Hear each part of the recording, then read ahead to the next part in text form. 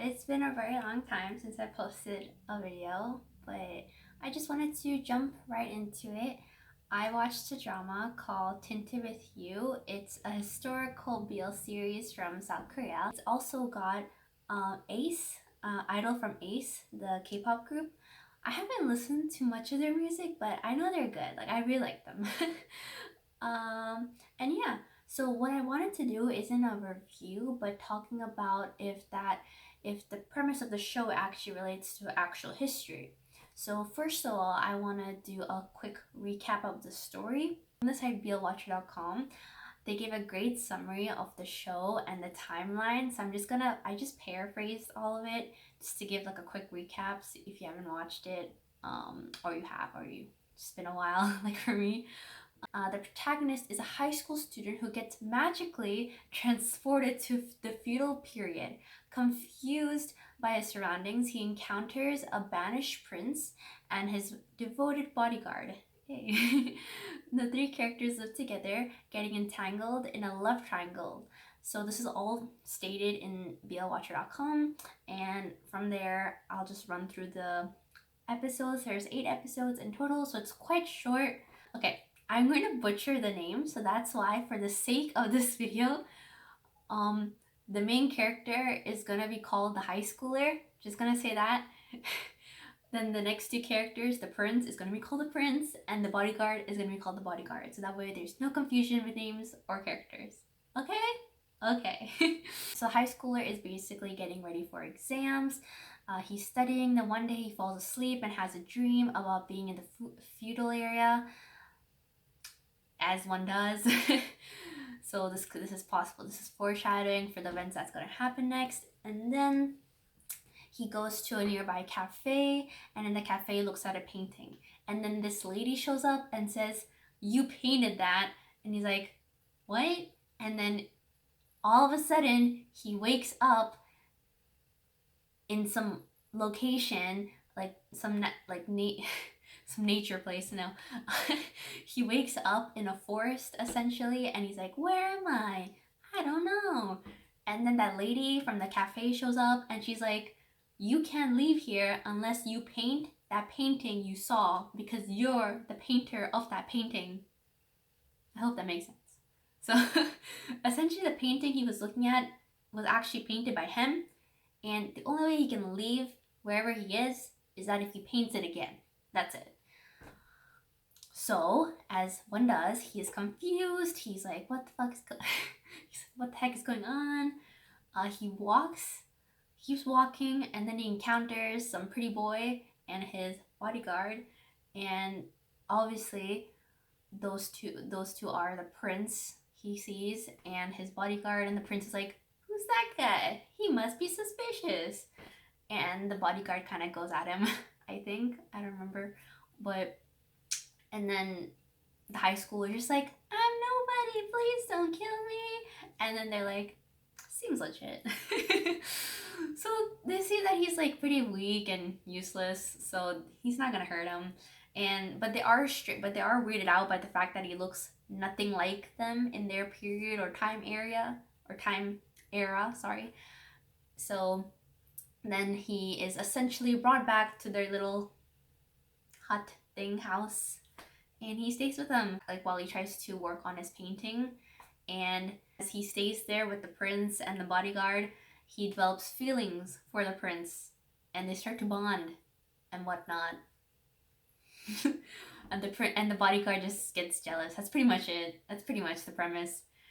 And oh, the prince is exiled. He's an exiled prince. That's why he's there alone, because he was accused of plotting against his kingdom. That's pretty much why he's there. They bond, they kiss, bond.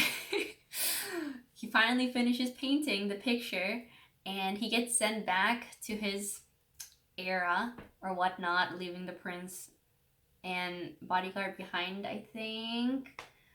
Then what happens is that it literally cuts to him in the modern world, like his time. He goes into a cafe and and he sees the prince, and like and the bodyguard as their modern selves. It looked really cute. Okay, whoever casted the prince, beautiful. That man is fine. That man is gorgeous. Great casting on the prince. I just thought he looked so good. They just all bump each other.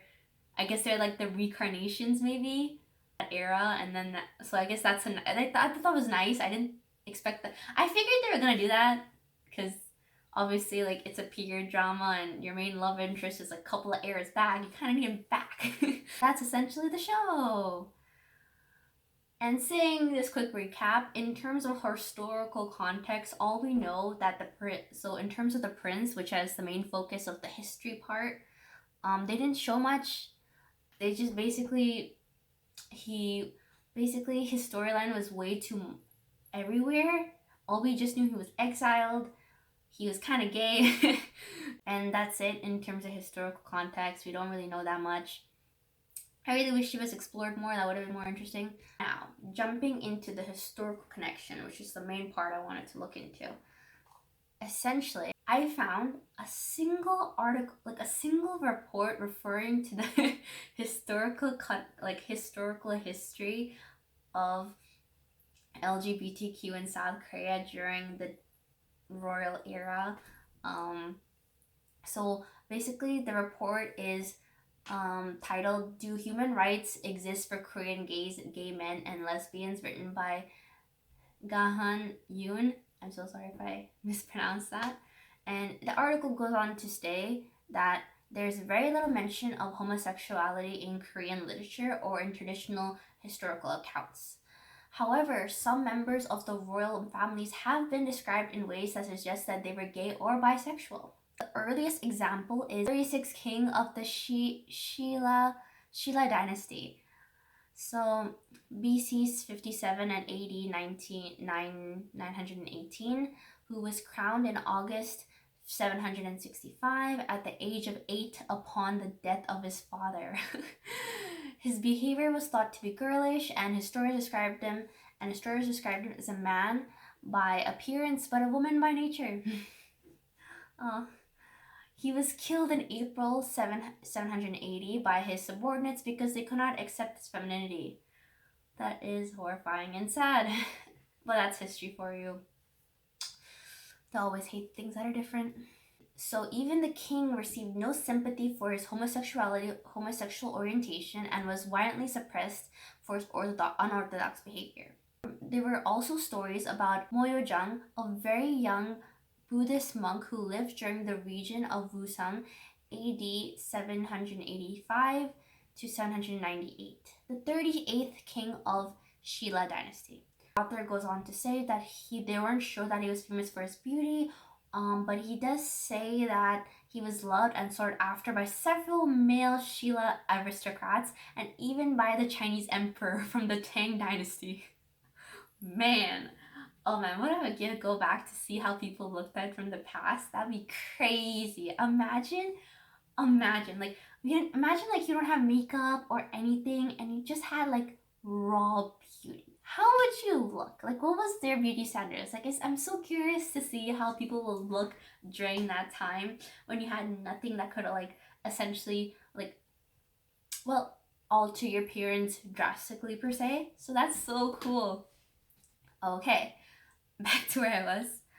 And the story has been chronicled as a myth, but we may surmise from it that sexual contact between males was known to occur.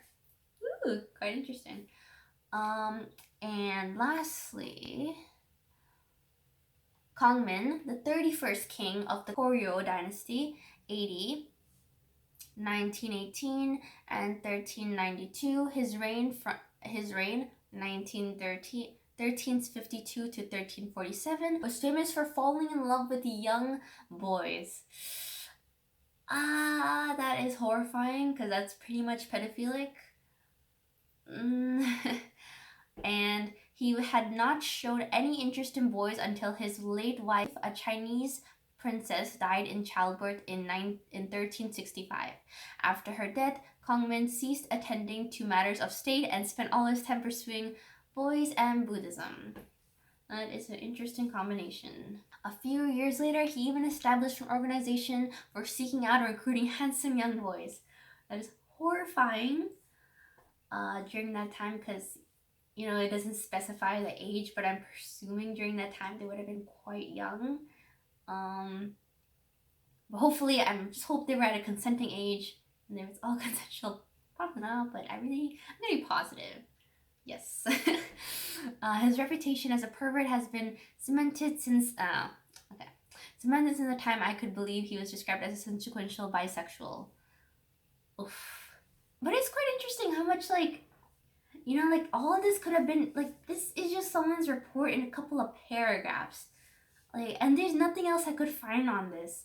So I can't imagine how much history must have suppressed it, or no records must have been taken for just like a little bit for it to be shown, which is quite interesting. And that's the case with a lot of historical texts regarding any LGBTQ matters, which is a shame because so much history or like people's lives center around it, and you just censored it completely. So it's, how much are we missing? How much of history do we not know? All because all because it relates to someone liking the same gender. That's quite intriguing. After going through all of that, the author states that the historical record contains no mention of homosexuality among the lower classes, but in the oral tradition of Korean folklore, there are many stories about anal intercourse between men. Which is quite fascinating because it's just oral, not even written down, so I can't. It's just oral. But it is interesting that barely anything's been mentioned. But yeah, as they go on to say that not much has been written down. It's just been passed down in term, and it's not even, you can't even say it's legit per se, because there's not much known about it. There's no text or evidence or anything. So, but it still came through. So you can imagine that after how much time has been passed down, it's still around. So in terms of exiled princes with love affairs, nothing. I couldn't find anything. I just found one exiled prince from the South Korean uh, royal family a long time ago, who was just really cool, really cruel and bad. And I think there was a drama about him. I'm not sure, but I think there was. Apparently, he was horrible and really, really bad, and he got exiled, I think. I didn't go into that because that was different. It didn't really have anything to do with the drama character we have here. So, yeah, that was pretty interesting deep dive, as much deep as I could go. I couldn't find much, but in terms of homosexuality and royal family, and that is what I could find in those categories. I hope you've also learned something new and found this fascinating as I did. So now my final thoughts. It was fun. I enjoyed researching about the history and learning something new about it, and hopefully you did too. I really think that show really should have fleshed out the historical context, like historical part of the show and stuff like that, because like it was really interesting about the prince and stuff, but nothing much. It's a shame because I felt the acting wasn't that bad, nor the casting. The casting was all right. It's just sad because it had a really interesting premise for the show, but it was just so like poorly executed and directed. It just didn't really, nothing really, it didn't amount to much.